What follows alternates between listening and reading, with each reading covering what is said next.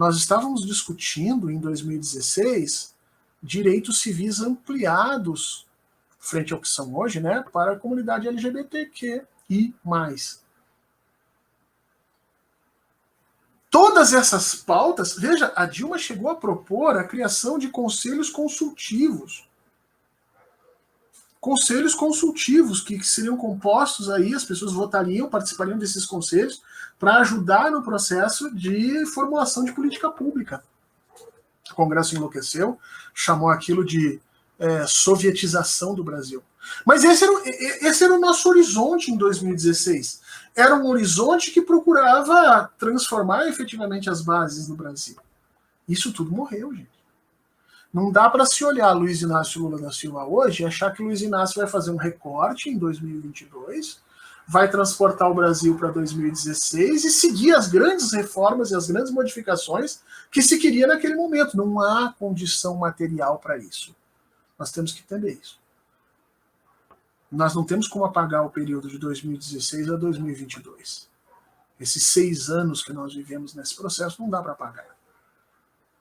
E houve ali, obviamente, uma destruição de tudo que se construiu no Brasil em termos de inclusão, em termos de luta contra a desigualdade, em termos de melhoria e respeito ao trabalho em relação ao capital, em termos de desenvolvimento social.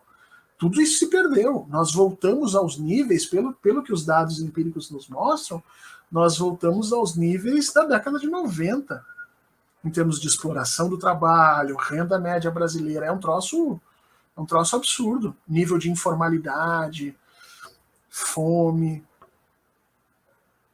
Então, quando a gente fala que o projeto progressista de Lula vai estar aquém do que nós da esquerda gostaríamos, é isso que eu quero que vocês entendam. Não adianta exigir de Luiz Inácio da Silva, nesse momento, o comprometimento com determinados tipos de pensamento que materialmente não sejam factíveis nesse momento. Não dá para querer, não, só apoio o Lula se ele se comprometer em revogar a lei do teto de gastos. Gente, esse é um assunto que não dá para revogar na base da canetada. Não existe caneta do presidente que faça isso. Isso se revoga no parlamento. E a se julgar pela composição parlamentar que nós temos hoje, não se revoga. Aí vai se culpar Luiz Inácio Lula da Silva por algo que ele não tem condições de fazer. Eu quero que ele faça imediatamente uma reforma financeira, uma reforma do judiciário, porque nós temos que proteger o Brasil dessa corja lavajatista. Eu tenho certeza absoluta que tudo isso está no radar dele. Agora, a materialidade vai permitir que ele faça esse tipo de coisa, e eu acredito que 2022 a 2026 não vai dar. E é por isso que, de alguma forma, essa terceira via já se preocupa com as eleições em 2026. Não se preocupa com as eleições de 2022, eles já se preocupam com as eleições de 2026. Como eu posso erodir os apoios a Lula ou a Bolsonaro de tal sorte que eles não consigam base para, em 2026, fazerem os seus sucessores? Porque a derrota para 2022 está na conta. Moro começa um projeto político agora de longo prazo. Não é para agora.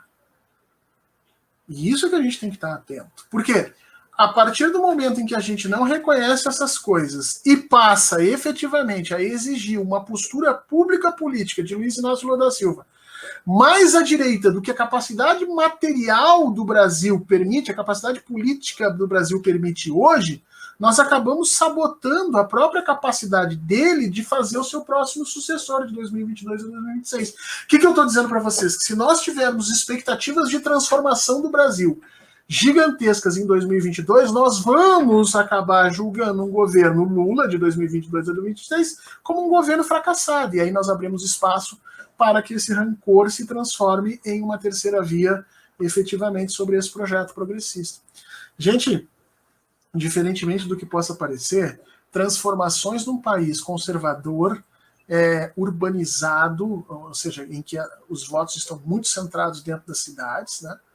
Como o Brasil é um país com um passado racista, um país machista, um país que tem instituições instituições de controle da violência, de monopólio da violência super inchadas, né?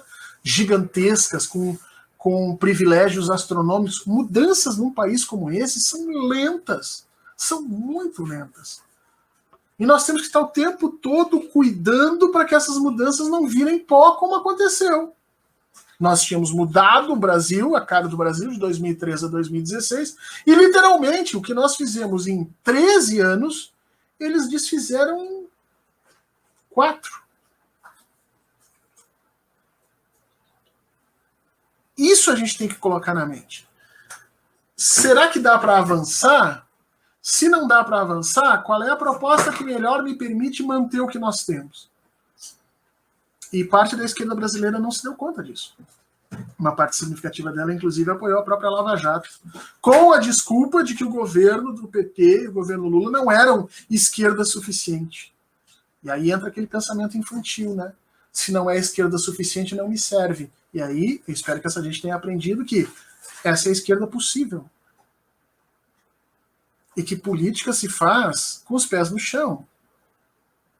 Você pode ter e tem que ter boas ideias, tem que ter um pensamento distante, tem que ter ideais longe, mas os pés no chão.